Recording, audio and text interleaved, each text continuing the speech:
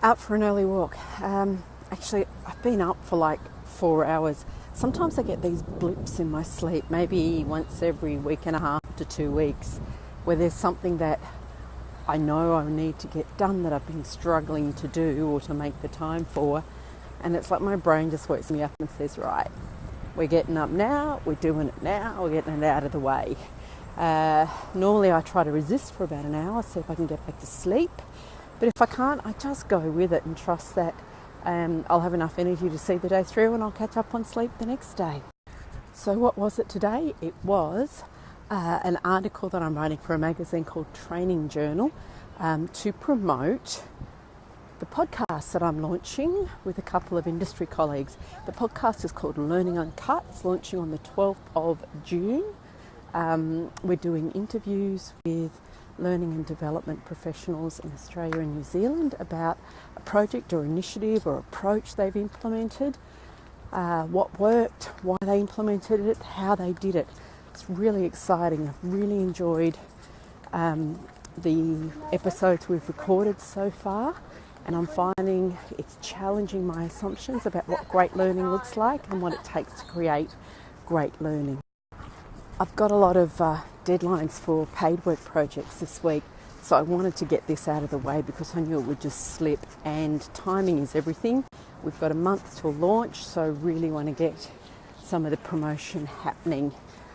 So I did get it done, very pleased to have that under my belt, and now I can relax and enjoy Mother's Day. Oh, look at this Mother's Day treat. Flowers are such an indulgence when you're travelling. Ooh, and gifts as well. And breakfast made for me. Beautiful smoothies. Thank you, Jess.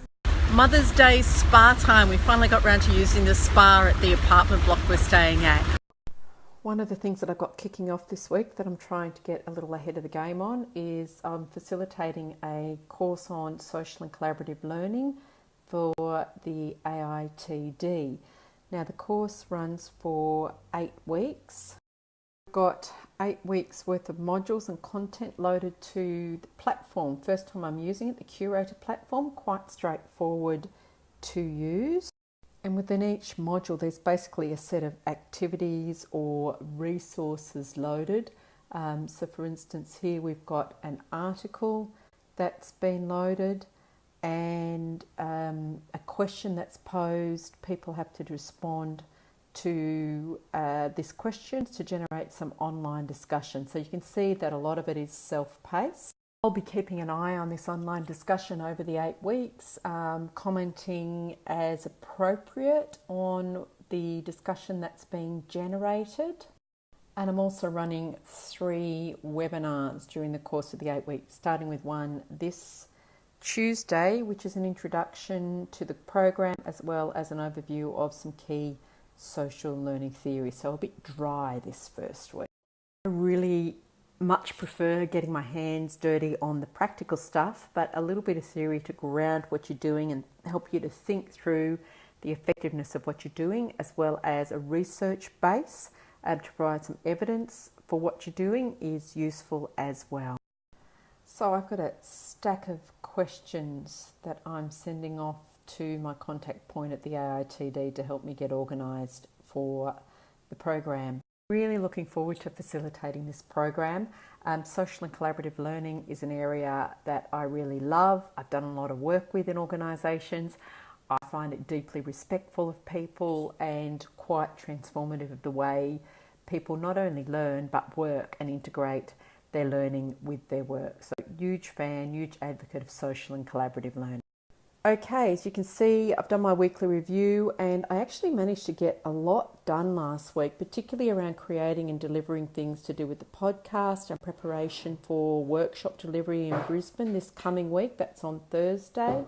I had quite a few conversations with people, although not as much the previous week, and did quite a lot of admin. A lot of stuff I needed to do for myself, like my haircut, and a lot of stuff around financial planning, which was great to get done. I've also done my planning for this week. Again, you can see my biggest lists are around things I need to create and deliver. I've got 4 projects on the go at the moment. The Performance Partnering Workshop in Brisbane, that AITD course kicking off, a little bit on podcast, but no recordings this week, and some work on the Learning and Performance Institute project that I'm project managing.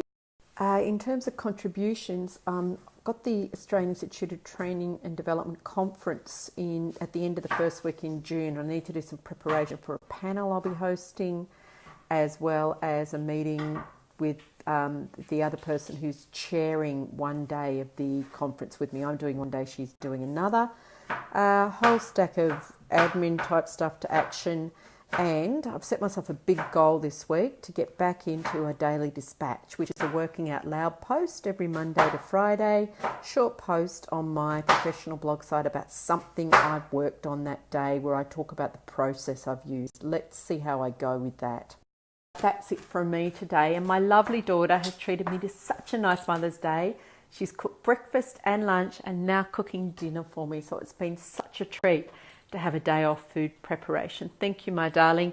All right, I'll be back tomorrow. We're just kicking back now and relaxing for the evening together.